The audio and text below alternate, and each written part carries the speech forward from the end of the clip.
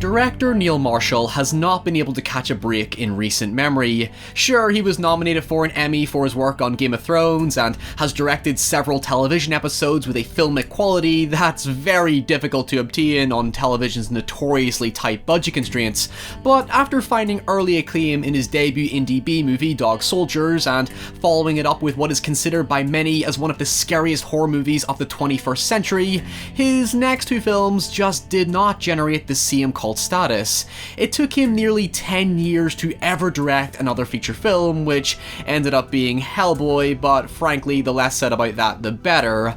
However, given the aspirations behind Marshall's early work and his influences as a filmmaker, I've always felt he's a wasted talent because it seems like he never truly unlocked his potential as a filmmaker.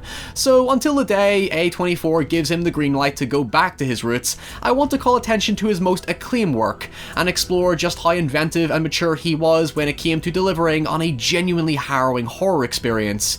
It was a creature feature established around the true, unrelenting fear of darkness, drowning, and claustrophobia. In Marshall's words, it was about capturing the pure authenticity of human phobias and extracting us completely from our comfort zones, where just as we begin to think things can't get any worse, they begin to get much, much worse. So let's talk about The Descent.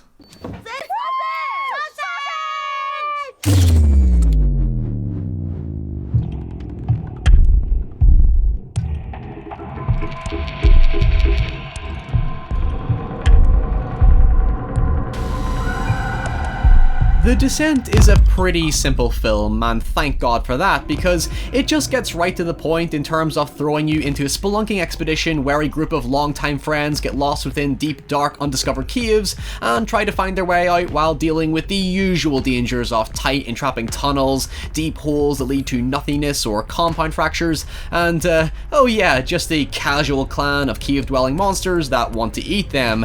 I vaguely remember the latter being a pretty big surprise to many because it wasn't really a significant part of the marketing material, other than just hinting that something lives within the caves, with the environment being the true selling point as it represented the real tangible terror of the film.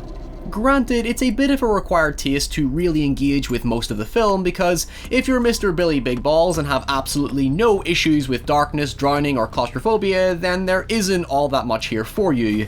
That's not to say the creatures themselves aren't menacing or lacking impact. They're probably one of the best representations of a jump scare done right, because they greatly depend on surprising their victims almost like xenomorphs, clinging to walls and ceilings and blending in with their environment, that most of my reactions came down to a scream followed by a I didn't see you there, you sneaky son of a bitch.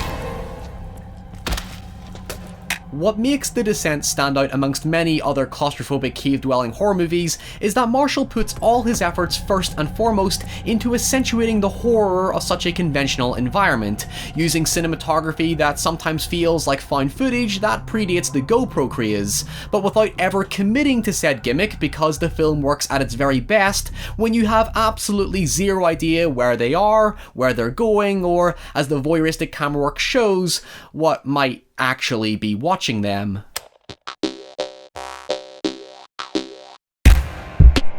It's practically a psychological horror, and not just because of the central protagonist's haunting backstory, but more so it's the constant restlessness you feel from the disorientation and repetition of the environment. You begin to feel the same dwindling trust and hopelessness the group feel for each other, as you never sense them getting any closer to the exit. In fact, indicative of the title itself, you feel like they're just descending deeper and deeper into the abyss. Actually, more appropriately, given how the red flares begin to illuminate the cave, instead of the light making them feel any safer, it actually reinforces the cave as some symbolic hell.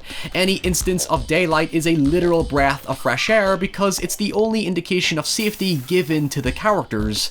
Light is a physical solace, it's a metaphorical prop for the story. It's not like the characters are going to come across a wise, knowledgeable merchant or something like that.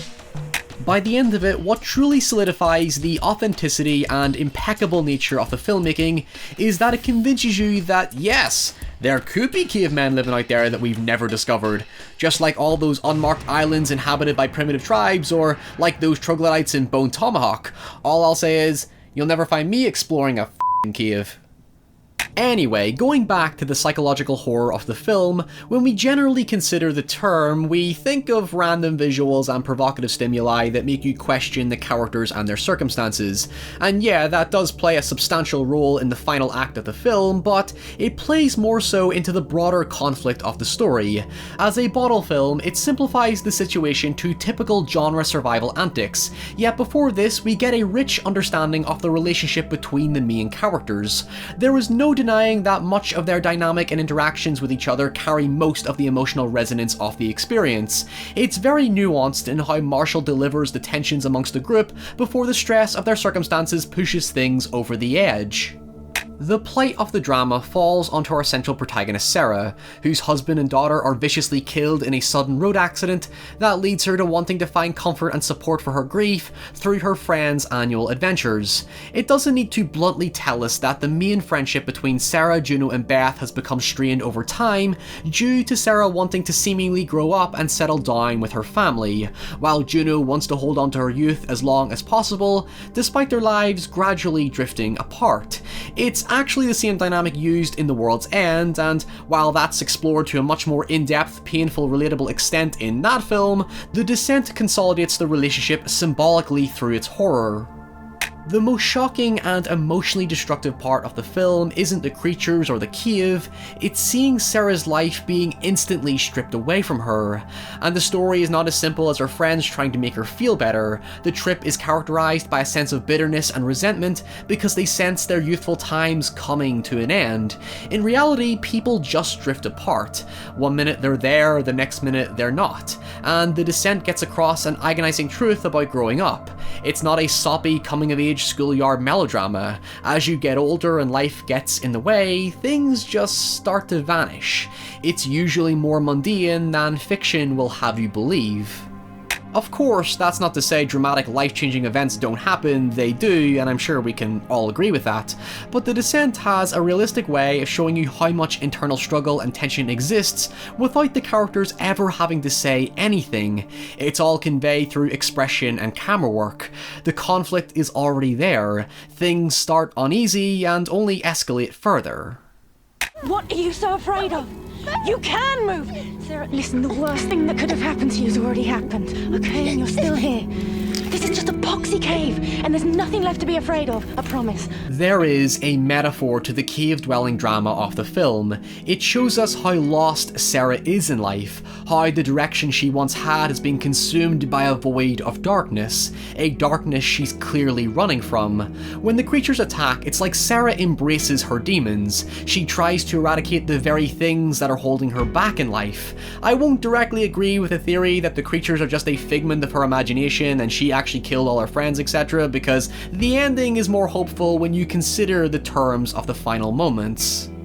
The alternative happy Hollywood ending of her escaping, which is technically canon because of the fucking sequel, contradicts the entire arc of her character because she is still ultimately running away from her problems. That ending is actually negative because it just perpetuates her misery. Instead, that brutal ending where she discovers she did not escape the cave isn't tragic, it's bittersweet.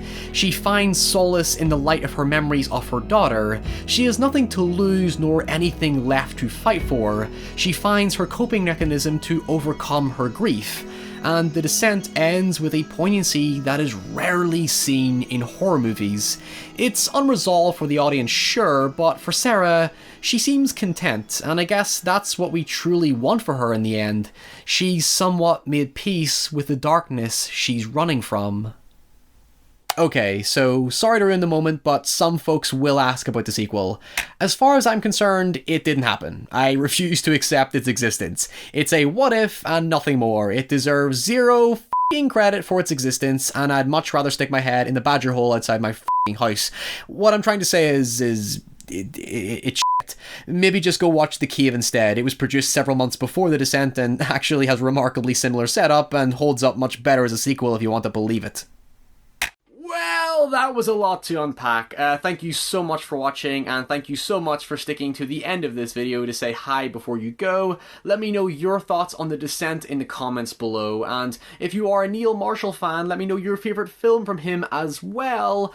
And yeah, if you enjoyed this episode and you enjoy what I do here and you want to support the show, get early access, vote on future videos, get your name in the credits, and get access to our exclusive Discord community, then please do consider heading over to Patreon, where for just a few dollars a month you can get all those features, and yeah, help me keep the lights on.